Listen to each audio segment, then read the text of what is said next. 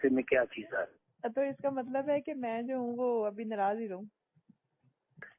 نہیں آپ فی الحال تو دیکھیں نا ابھی فرض کیا کہ ہم نے کر لیا ہے چون کے تو بس ابھی راضی ہو جانے یار. اچھا I am really sorry for that day.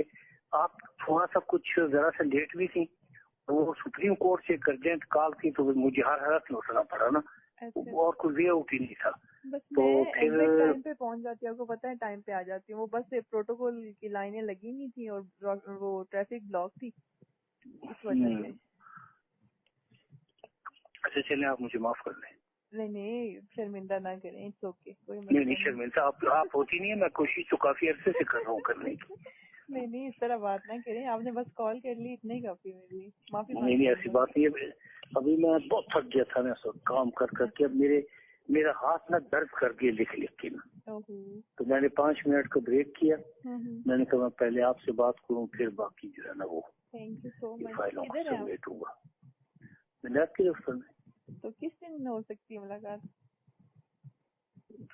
ابھی آپ سے بات مستقبل قریب میں ہونے والی ہے. ابھی کل ہے نا فرائیڈے, سیٹرڈے کا رکھوں پھر مائنڈ میں. کل فرائیڈے مائنڈ میں نہیں, آپ سر تپا رکھیں.